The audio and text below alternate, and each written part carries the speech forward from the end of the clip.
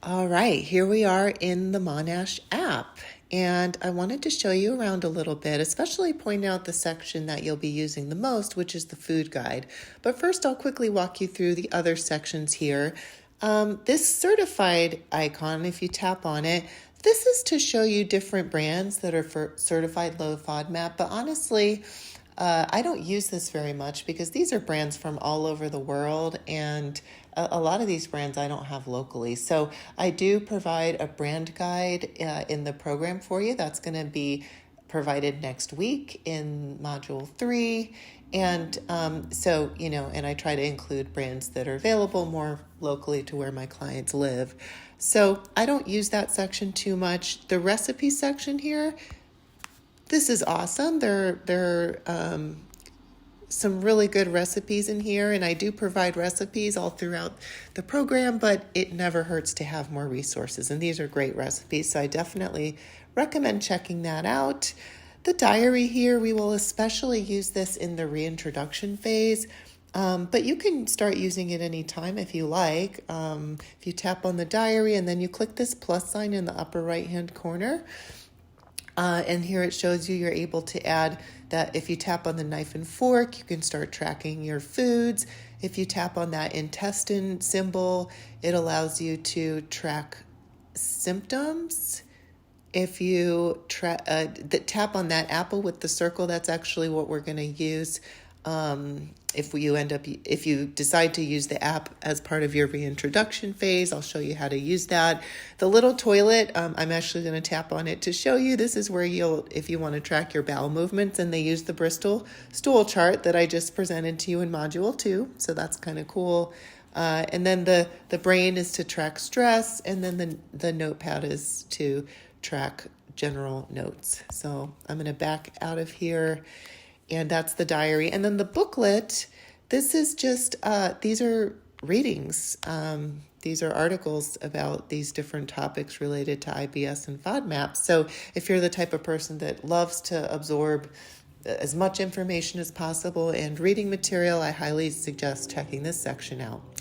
But for the most part, you're going to use the food guide. And that's really why I recommended you get this app. So I'm going to tap the food guide now and show you how to use it. You certainly can search foods by food group here by scrolling through the food groups. I tend to use the search bar the most because I tend to use this just to look up foods that I'm wondering about randomly throughout the day. So if you tap in the search bar, let's say I'm wondering if broccoli is low FODMAP or not.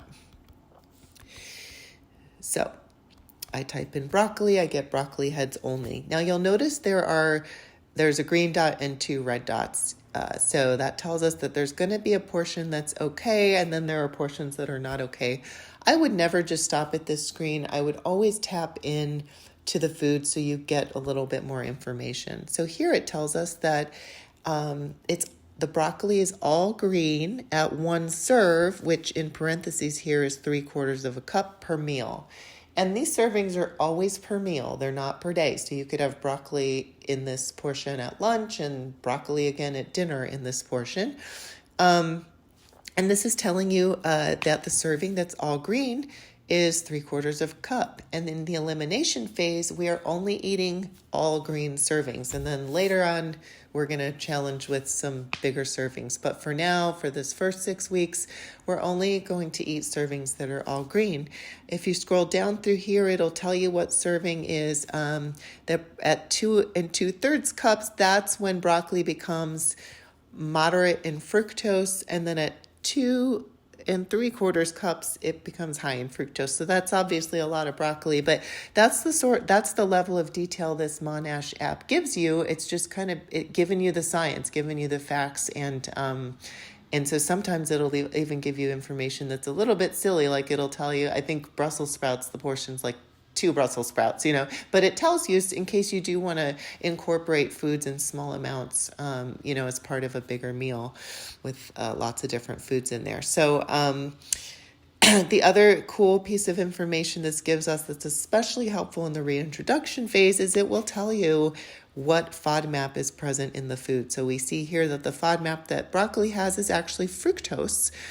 And so when we get to right now, it doesn't really matter to us as much, but when we get to the reintroduction phase, we will be challenging these foods in by category. So we'll definitely at that point want to know what FODMAP each food has so we know how to challenge it.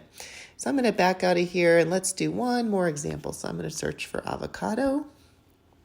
We see there's red, red, green. Let's click in and see what's going on.